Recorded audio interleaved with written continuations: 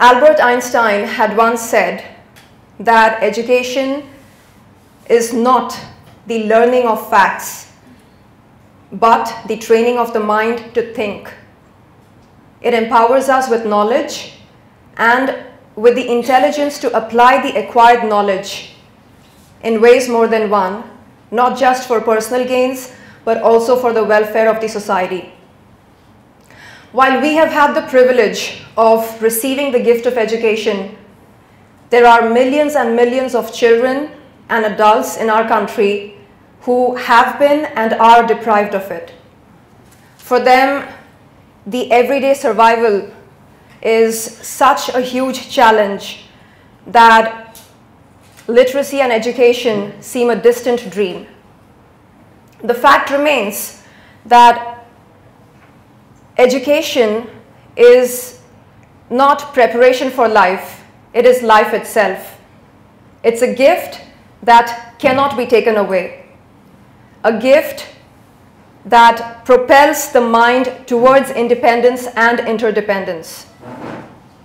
Not only does education unlock the golden door of freedom, it also enables the mind to think intensively and critically. Education can be leveraged undoubtedly for equality of work opportunities, for women empowerment, and for connecting the points of disconnect in our society through socio-economic factors. And so I feel that it is imperative to prioritize education, to motivate the underprivileged to commit to the spirit of hope. We must create ample awareness around the benefits of education for them, thereby encouraging them to build an inclination to seek education. Also, it is very crucial to make sure that they are provided with quality education so as to help them develop a level of competence at par with the competence of the academically advantaged students. It would not be unfair to say that poor children are far less likely to be taught by qualified teachers, no matter how the term qualified is defined. Statistics show that the qualified teacher shortages have been escalating and that we need to explore various types of incentive programs for recruiting and retaining qualified teachers. It is a myth that financial incentive programs are the silver bullet solutions for the high poverty schools. For incentive programs to be truly successful, they must be based on the multiple factors that govern the decisions or influence the decisions of teachers about where to practice their profession.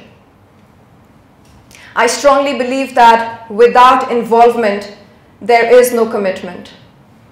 And so it is the need of the hour to get the underprivileged and the educators and teachers of high-need schools in an extensive decision-making for pro-poor educational policies, strategies, practices, and incentives. The social evils in our society, such as female infanticide, child marriages, honor killings, dowry, sexism, lack of education for the girl child, cannot be treated, cannot be fixed with just the severity of the law. Prejudicial, sexist, misogynist, and irrational thinking are deeply rooted in ignorance and lack of education. And attitudes and behaviors cannot be truly changed without a shift of paradigms and fundamental beliefs.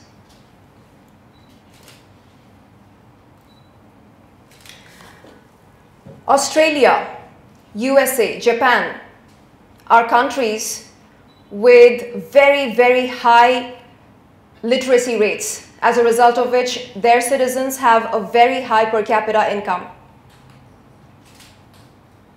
One of the main reasons why India has not yet made it to the list of developed countries is because approximately more than 30% of its population lives below the line of poverty. Clearly, poverty has been India's primary concerns.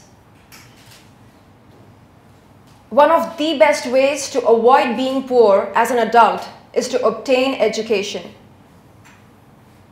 People with higher levels of academic achievement and more years of schooling earn more than those with lower levels of human capital.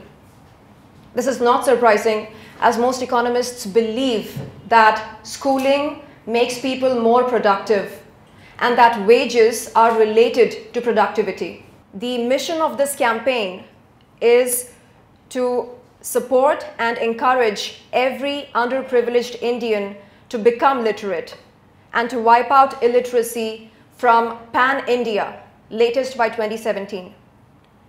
We have a goal in place. We now need to identify our roles so as to achieve the said goal. I urge that we engage in progressive interactions and discussions to analyze as to what best we could do to make valuable and voluntary contributions in terms of time, efforts, and funds towards the realization of our common dream, which is to make India illiteracy-free. Let us not forget that overcoming poverty is not a task of charity.